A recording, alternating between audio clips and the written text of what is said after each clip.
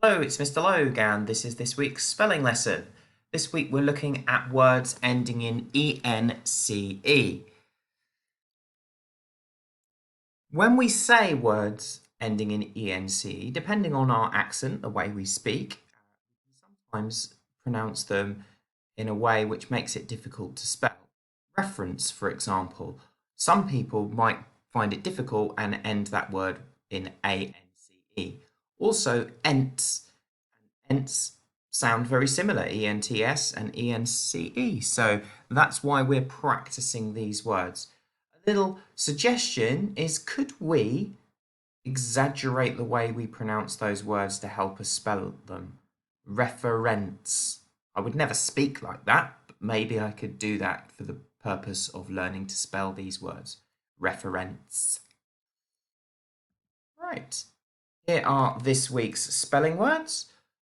Confidence, conscience, convenience, existence, experience, independence, innocence, obedience, preference, presence, reference, transference.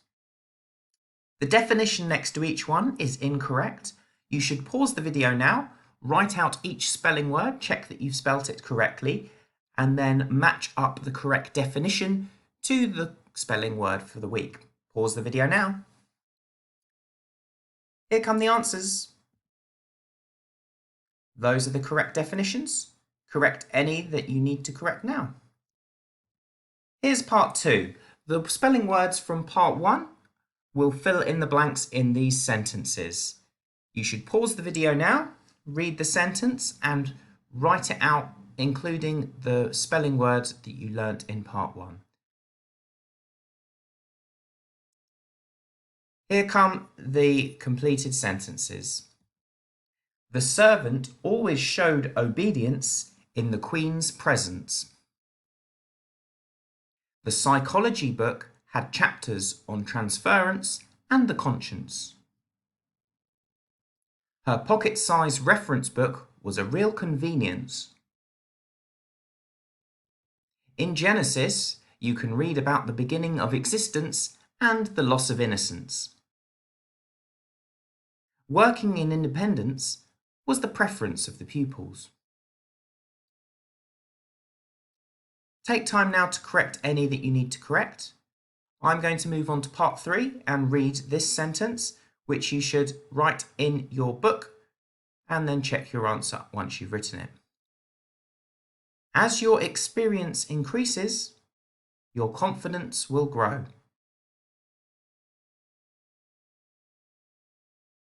As your experience increases, your confidence will grow.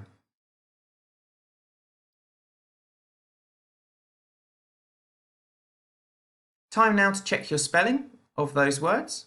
You should also check your punctuation, that your capital letter is at the beginning of the sentence and any punctuation marks are in the correct place.